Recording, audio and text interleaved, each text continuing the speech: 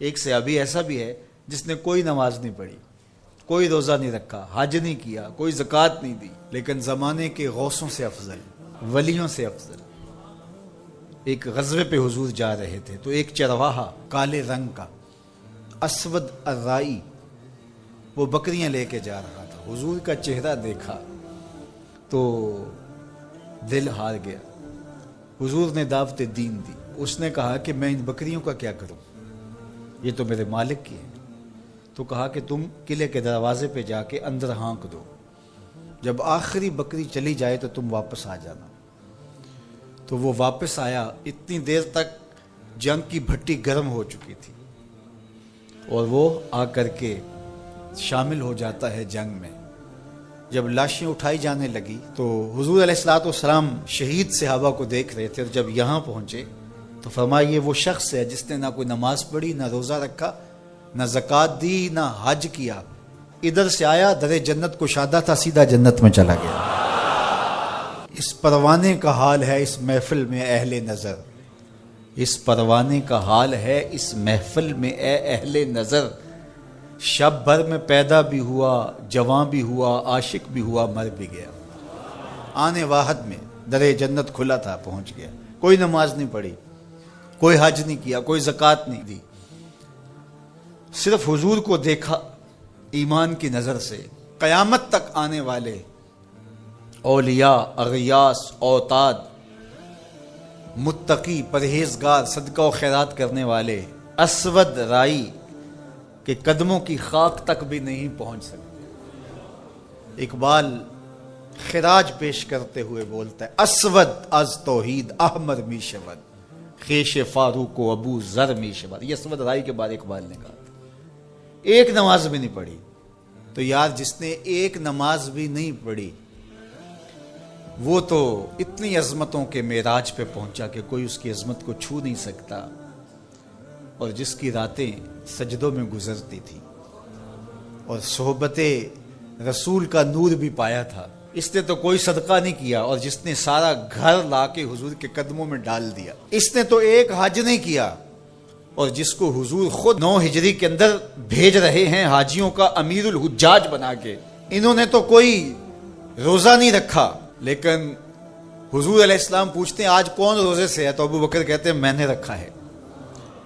فرائض تو فرائض رہے، نفلی روزے بھی جن کے جو ہے وہ قضا نہیں ہوتے، اور انہوں نے تو ایک نظر دیکھا اور مجمع عام میں حضور کو دیکھا۔ اس صحابی کی عظمت کا کیا کہنا جس نے 3 دن تک غار ثور میں دیکھا، تنہا دیکھا، گود میں لٹا کے دیکھا،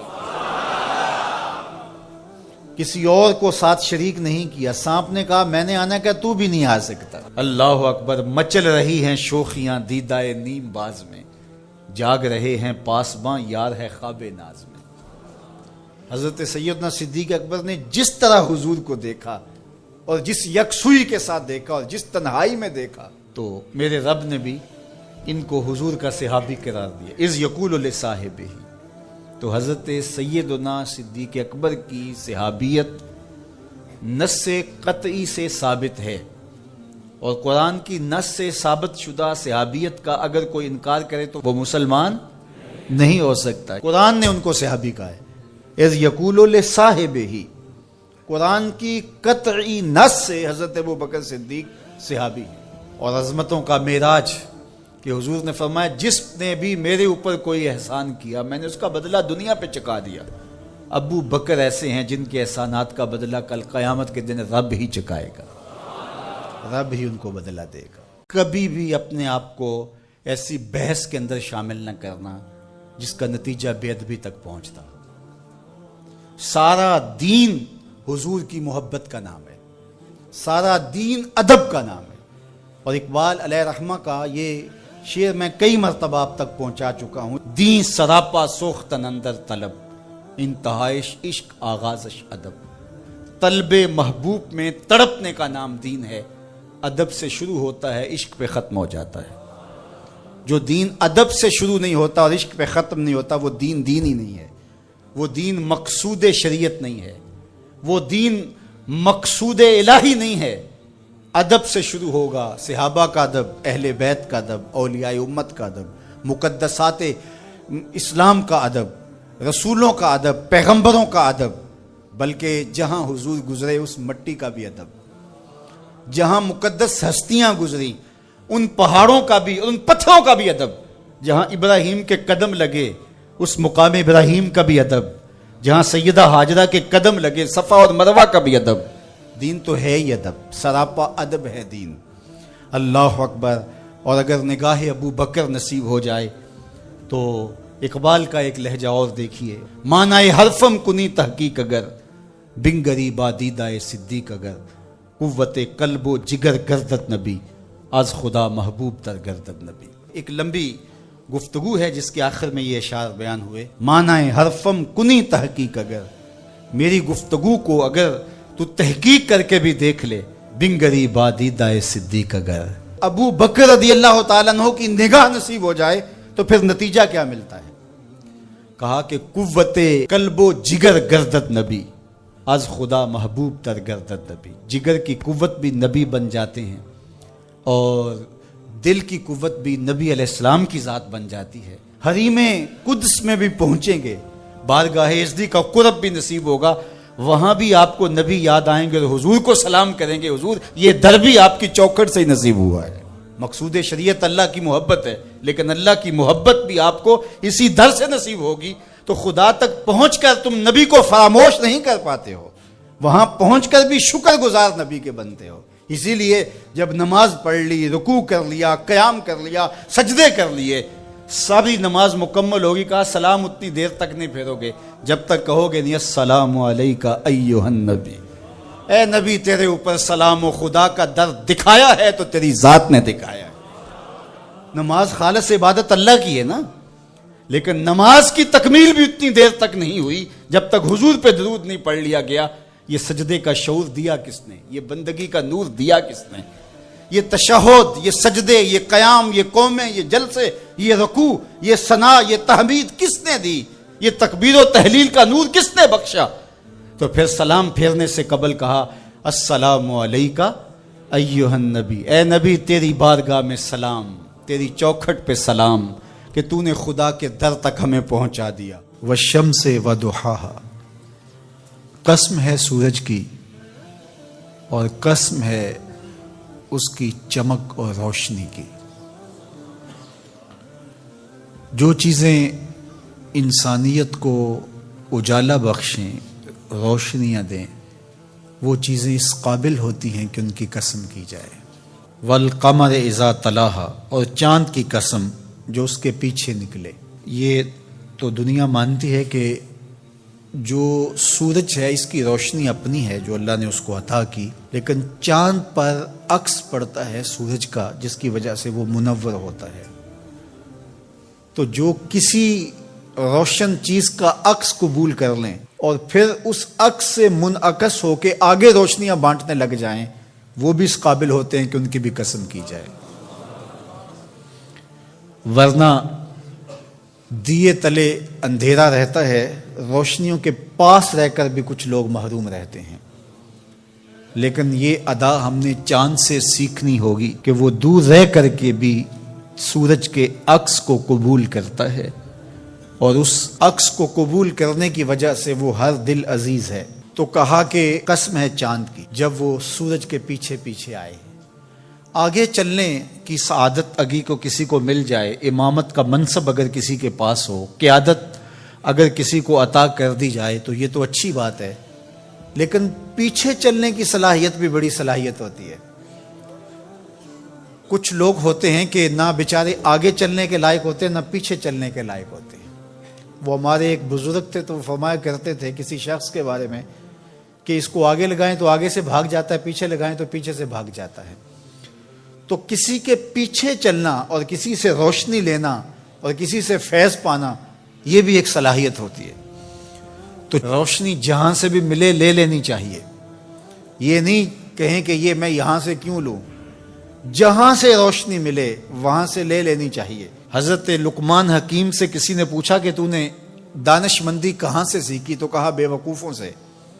कहा वो कैसे? कहा जब कोई ऐसा काम करते जिस पर उन्हें मुलामत सहना पड़ती तो मैं इरादा करता कि ये काम जिंदगी में नहीं करूंगा, اس پہ ملامت اور نفرین کا سامنا کرنا پڑتا ہے، تو سیکھنے والے سیکھ لیتے ہیں، نہ سیکھنے والے جو ہے وہ روشنیوں کے حصار میں بھی اندھیروں میں رہتے ہیں، اور سیکھنے والے ظلمتوں سے بھی سراغ زندگی تلاش کر لیتے ہیں۔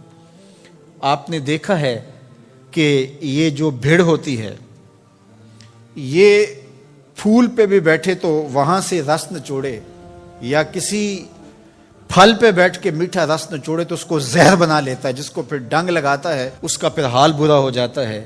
اور شہد کی مکھی کو آپ نے دیکھا ہو کہ کڑوا رس چوسے اس کو بھی شہد بنا لیتی ہے۔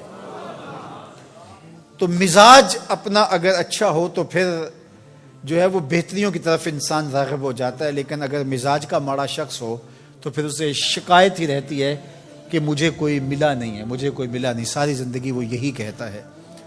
جبکہ ایسا نہیں ہے، اللہ تعالیٰ جل شانہ نے اس کائنات کو خیر سے محروم نہیں رکھا ہے۔ سینوں سے قرآن نکال لیا جائے گا، حافظ صبح اٹھیں گے تو انہیں ایک حرف بھی یاد نہیں ہوگا، حتیٰ کہ جو مصاحف کے اندر، کتابوں کے اندر قرآن مجید چھپا ہوا ہے، صبح کھولیں گے تو کسی ورقے پہ کوئی لفظ نہیں ملے گا، کوئی حرف نہیں ملے گا۔ کعبہ اٹھا لیا جائے گا، زلزلے ہوں گے،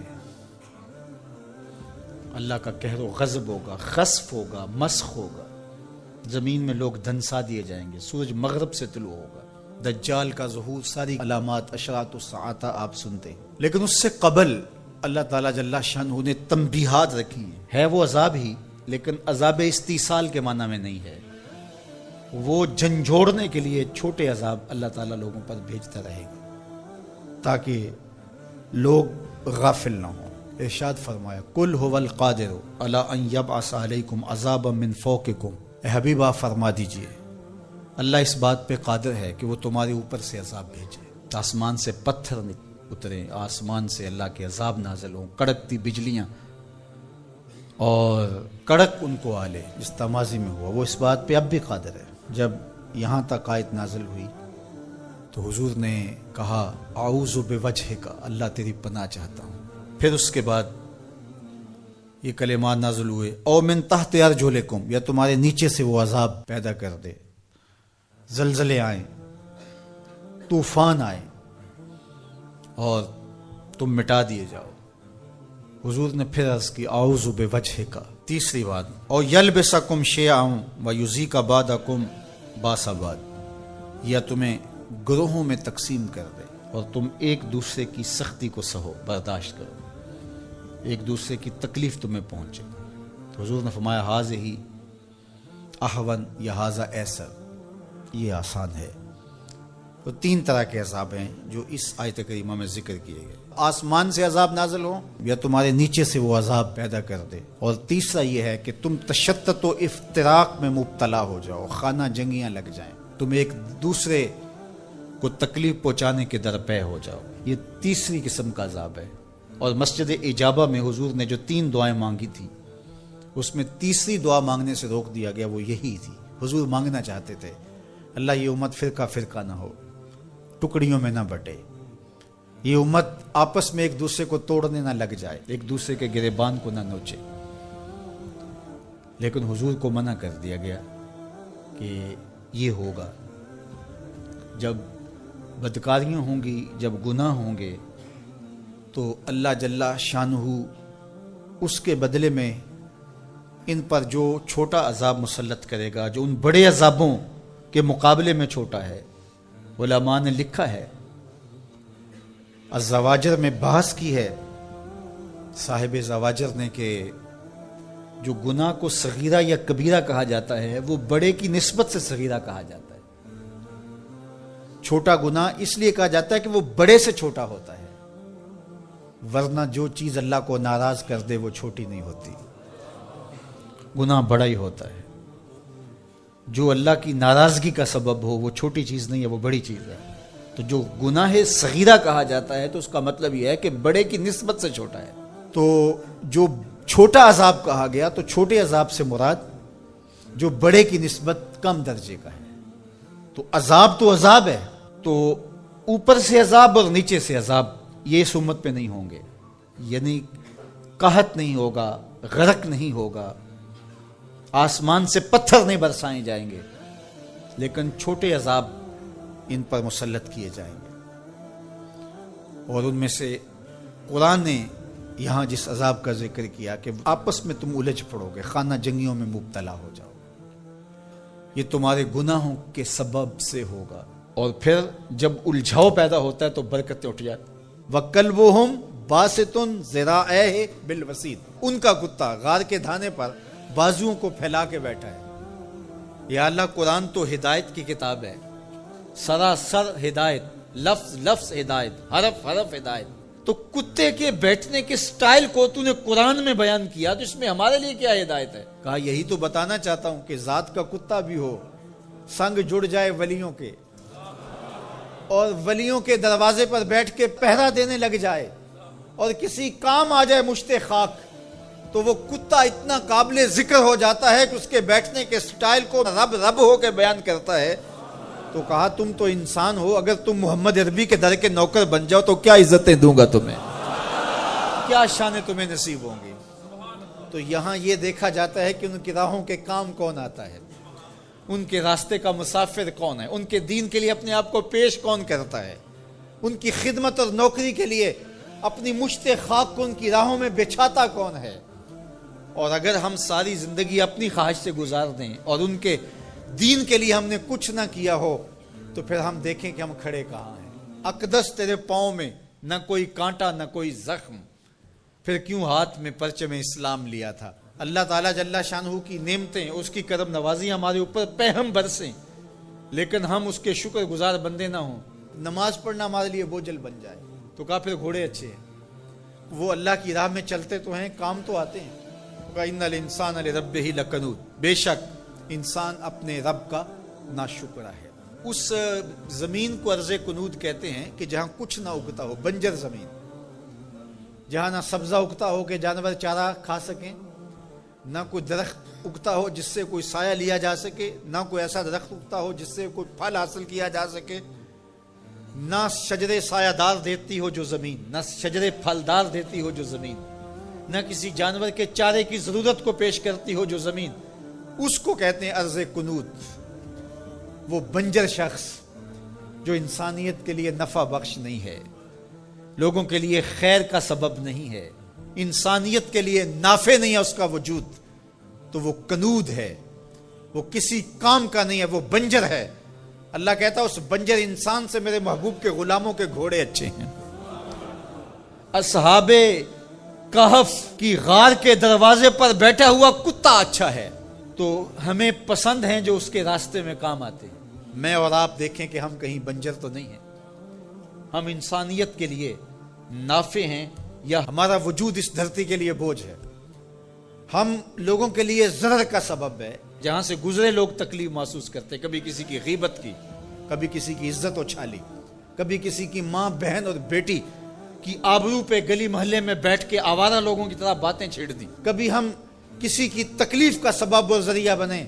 हम ये देखें किसी के लिए अजियत का सबब तो नहीं है, बल्कि मेरे हुजूर ने इरशाद फरमाया एक वसीयत करते हुए कि खैर की चाबी बन जा, शर का ताला बन जा। तेरे वजूद की वजह से खैर फूटे, जिधर से गुजरता जाए रोशनियां फैलती चली जाएं, नूर बांटता जाए, इंसानियत के लिए नफा बख्श हो तेरा वजूद, ना ये कि तेरा वजूद लोगों के लिए अजियत का जरिया हो, हत्ता कि तेरे लिए किसी की जुबान से खैर के कलमे ना निकलें। ऐसे लोग कितने हैं कि जब वो मर भी जाते हैं तो उनके लिए लफ्ज ढूंढने पड़ते हैं। तो बाज लोग लफ्ज ढूंढ ढूंढ के कहते हैं अच्छा साढ़े नाल ते चंगा ही सी, इसका मतलब यह इसने लोगों की नाक में दम कर रखा था, इसकी शर से सिर्फ मैं ही बचा हूं। वो ऐसा शख्स है कि उसकी तारीफ आप भरे मजमे में नहीं कर सकते, लोग कहेंगे तुम झूठ बोल रहे हो। और कितना खुश बख्त और खुश नसीब शख्स है कि जब वो इस धरती को छोड़ता है तो जमीन की मिट्टी भी रोती है, दरो दीवार भी अश्क बहाते हैं, और जमाना कहता है कि ये तो चरागा था, ये तो नूर था बज़्म आलम का, इसके दम से रोशनियां थी।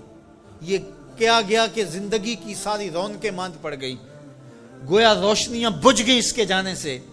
तो खैर का सबब और खैर का जरिया बनो, ना कि बुराई का जरिया बनो। जो जानवर صرف اپنے بچے کے دودھ کو پورا کر سکتے ہیں، ان کا دودھ ان کے بچوں کے لیے ہی ہوتا ہے، لیکن جن جانوروں کا دودھ ان کے بچوں کی ضرورت سے زیادہ ہوتا ہے تو وہ انسانیت کے لیے اپنا دودھ بانٹتے ہیں اور اس کا دودھ اوروں کے لیے جائز اور حلال رکھا گیا ہے۔ بھینس کا دودھ، اونٹنی کا دودھ اس کے اپنے بچوں کی ضرورت سے زیادہ اللہ نے دیا ہوتا ہے تو وہ جانور بھی اوروں کو بانٹتا ہے، تو انسان کو اللہ نے اگر اس کی ضرورت سے زیادہ دیا تو وہ اگر نہ بانٹے تو وہ جانوروں سے بھی برا ہے، اس کو خیر بانٹنی چاہیے۔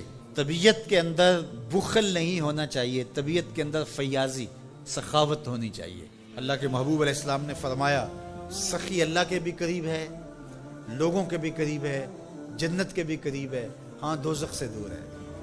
اور پھر فرمایا کہ بخیل لوگوں سے بھی دور ہے، اللہ سے بھی دور ہے، جنت سے بھی دور ہے، ہاں جہنم کے بڑا نیڑے ہے۔ اللہ اگر عطا کرے تو اوروں کو دینا چاہیے۔ شادی شرازی تو فرماتے ہیں کہ فقیر کی علامت یہ ہے کہ جب اس کو ایک روٹی ملے تو وہ بانٹ کر کے آدھی کسی دوسرے کو دے دیتا ہے اور آدھی خود کھاتا ہے، تاکہ اپنے اطراف کے اندر لوگوں کے دکھ اور درد بانٹے جائیں۔ تو اللہ تعالیٰ جل شانہ نے اس شخص کی مذمت کی گھوڑوں کے وصف بیان کر کے، گھوڑوں کی قسمیں کر کے، جو رب کی نعمتوں پر ناشکری کرتا ہے اور ہر وقت اس کا مطمع نظر دنیا ہے، تو کہا یہ عمومی لوگوں کا رویہ ہے کہ وہ ناشکرے ہوتے ہیں، وہ بخیل ہوتے ہیں، وہ ناقدر شناس ہوتے ہیں، تکلیف آئے تو واویلا کرتے ہیں، اللہ کی طرف سے نعمتیں آئیں تو پھر سانپ بن کے بیٹھ جاتے ہیں نعمتوں کے اوپر۔ یہ جو قنوت کا مزاج رکھنے والے لوگ ہیں، اللہ نے فرمایا کہ باہر سے کوئی دلیلیں لانے کی ضرورت نہیں، وَإِنَّهُ عَلَىٰ ذَلِكَ لَشَهِيدٌ۔ یہ ذرا اپنے اندر اتر کے دیکھیں اور ضمیر سے پوچھیں کہ کیا تم قنوت ہو یا نہیں ہو، تو جو قنوت ہو ضمیر بول کے کہے گا تم قنوت ہو۔ ذرا اپنے اندر اتر کر کے میں اور آپ دیکھیں کہیں ہم قنوت کے زمرے میں تو نہیں آتے۔ اللہ کی عطائیں، اللہ کی نعمتیں، اللہ کی کرم نوازیاں جو شام سویرے ہمارے اوپر ہیں، تو ہم کیا ان نعمتوں کا شکرانہ ادا کرتے ہیں؟ یہ تھوڑی سی تکلیفیں جو ہمیں پہنچتی ہیں، ان تکلیفوں پر ہم شکوے کا لہجہ اختیار کیے رکھتے ہیں۔ وَإِنَّهُ لِحُبِّ الْخَيْرِ لَشَدِيدٌ، اور وہ خیر کی محبت میں بہت سخت ہے۔ یا خیر سے مراد مفسرین نے کہا المال، یعنی وہ مال کی محبت اس کے اندر کوٹ کوٹ کے بھری ہوئی ہے، ہر وقت مال کی طلب، مال کی خواہش، جتنا بھی مال اس کے پاس ہو جائے پھر بھی وہ سیراب نہیں ہوتا۔ سعدی شیرازی فرماتے ہیں کہ پیٹ بھر جاتا ہے، آنکھیں نہیں بھرتی۔ حل من مزید کے نعرے ہر وقت لگاتا رہتا ہے کہ اور آ جائے، اور آ جائے، اور آ جائے۔ دولت کا پیار اس کے اندر کوٹ کوٹ کے بھرا ہے۔ انسان بوڑھا ہوتا جاتا ہے لیکن دو چیزیں اس کی جوان رہتی ہیں، ایک مال کی محبت اور ایک جینے کی تمنا۔ بوڑھا بھی ہو جائے تو یہ دو چیزیں اس کی بوڑھی نہیں ہوتی۔ اور دوسرا فرمایا کہ ابن آدم کے پاس مال کی ایک وادی ہو، وادی کہتے ہیں پہاڑوں کے درمیان جو نیچے جگہ ہوتی ہے، وہ ساری سونے سے بھری ہوئی ہو، اگر کسی کو دے دی جائے تو وہ آرزو کرے گا کاش کہ ایک وادی جیسی اور ہو، پھر بھی اس کا پیٹ نہ بھرے، اس کی آنکھ نہ بھرے۔ اس لیے انسان مال کی محبت میں بہت سخت ہے۔ فرمایا ابن آدم کہتا ہے مالی مالی مالی، میرا مال میرا مال۔ فرمایا اس کا مال وہ ہے جو اس نے کھایا اور ضائع کر دیا، پہنا اور پرانا کر دیا، یا اس نے جو آگے بھیج دیا۔ فرمایا باقی اس کا نہیں ہے، باقی وارثوں کا ہے، اور وہ کفن بھی میلا نہیں ہونے دیں گے، بانٹ لیں گے۔ جاندی واری ڈرونا بنے ہوتے، ہاتھ نہ لاندے ڈر دے، جنہ لئی تو پاپ کمائے اج کتھے نہیں تیرے کر دے۔ وہ میاں صاحب اپنے لہجے میں بڑی خوبصورت بات کہہ گئے، بہت خوبصورت ہے کہ بڈھا بہ کے سوچاں سوچے میں مالک ہاں کردہ، بڈھا بہ کے سوچاں سوچے میں مالک ہاں کردہ، کر دے بہ کے کرن سلاواں بڈھا کیوں نہیں مرتا۔ تو اپنی زندگی آگے بھیجو۔ حضور تشریف لائے گھر میں، سیدہ عائشہ رضی اللہ تعالیٰ عنہ موجود تھی، تو ایک بکری ذبح کی گئی تھی، تو فرمایا کچھ ہے کھانے کے لیے؟ کہا حضور سب بانٹ دیا ہے، ایک دستی باقی بچی ہے۔ حضور نے فرمایا جو بانٹ دیا ہے وہی باقی بچا ہے، جو بانٹ دیا ہے وہی باقی بچا ہے۔ تو جو انسان آگے بھیج دیتا ہے، اللہ کی راہ میں خرچ کر دیتا ہے، لیکن بہرحال یہ تو تھوڑے لوگوں کو راز معلوم ہوتا ہے، اور یہ طبع میں چیز راسخ ہو جائے یہ تو چند لوگوں کا مقصوم ہوتی ہے۔ عمومی طور پہ جو رویہ ہے قرآن نے اس کو بیان کیا، وَإِنَّهُ لِحُبِّ الْخَيْرِ لَشَدِيدٌ، بے شک وہ مال کی محبت میں بہت سخت ہے۔ لوگوں نے صحابہ کمایا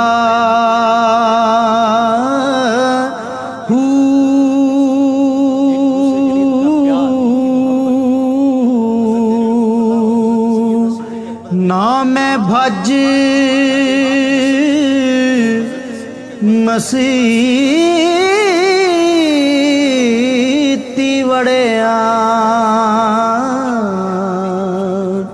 نا تسبا.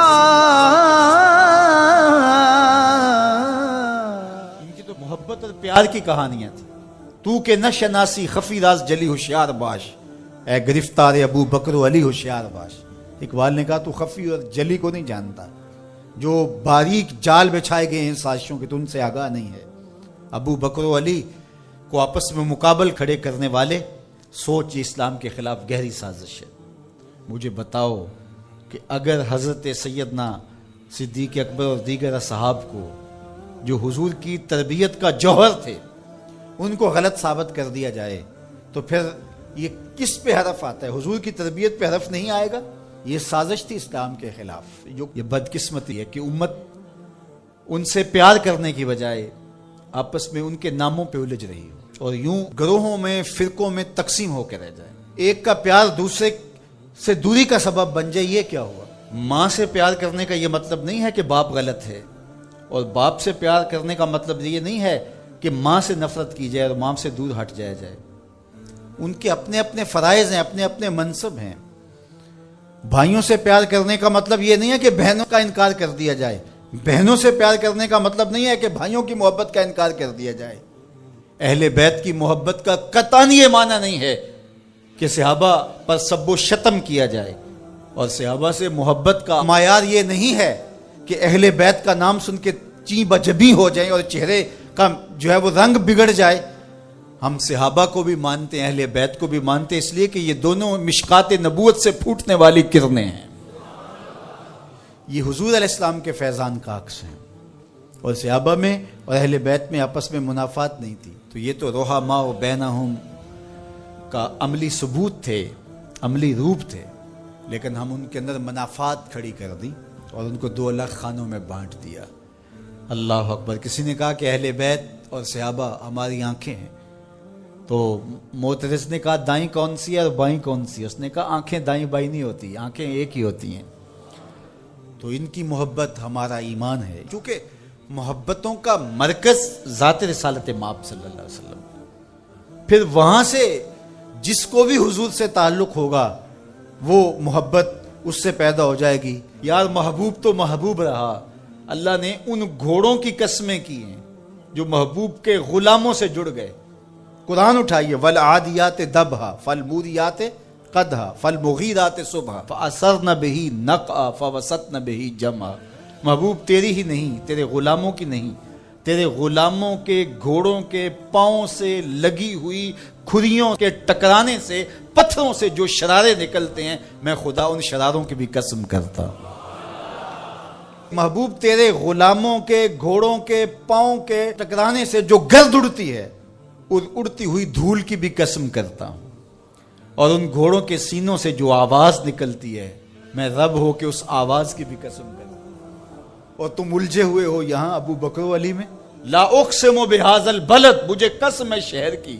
مکئی قسم کیوں؟ وانت حل بہذا البلد، اس لیے محبوب اس شہر کی گلیوں میں تو خرام ناز جو کرتا رہا ہے. جہاں محبوب خرام ناز کریں وہ گلیاں اچھی لگیں. مدینے کی مٹی میں بھی شفا ہے. یار جس شہر کی مٹی میں شفا ہوگی، اور شفا ہوئی کیوں؟ اقبال بولا خاک طیبہ از دو عالم خوش ترست، آن خنک شہرے کے آنجا دل برست. کہا کہ اس مٹی میں شفا اس لیے پیدا ہوئی کہ یہاں قدم حضور کے لگے. تو وہ ذرے خاک کے بھی شفا بن گئے جن ذروں کو حضور کے شہر سے نسبت ہو گئی. تو جس کو جگر کا ٹکڑا کہا، اور جو مزار کا بھی ساتھی اور غار کا بھی ساتھی ہے، تو ان کی عظمت کیا؟ ہم ہوتے کون ہیں کہ ہم جو ہے وہ ان کی عظمتوں کو تولنے بیٹھ جائیں؟ ہماری اوقات، ہماری حیثیت کیا ہے کہ ہم ان کی جو ہے وہ عظمتوں پر بات کریں جن کی عظمتوں کو سمجھنا ہمارے بس کا روگ ہی نہیں ہے. ہمارے لیے اتنا کافی ہے کہ حضور کی آل کو بھی سلام، حضور کے اصحاب کو بھی سلام، اور ان کے لیے دلوں میں معمولی سا غبار اور میل بھی جو ہے وہ ایمان کی پونجی لٹ جاتی ہے. یار نو میلی اکھ نہ ویکھی متا مرسیں کافر ہو کے. کبھی بھی اپنے آپ کو ایسی بحث کے اندر شامل نہ کرنا جس کا نتیجہ بے ادبی تک پہنچتا. سارا دین حضور کی محبت کا نام ہے, سارا دین ادب کا نام ہے. کہ اے تن رب دا سچا حجرا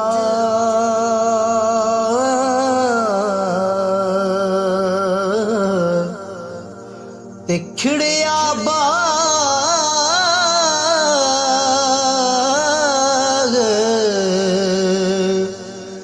بہاراں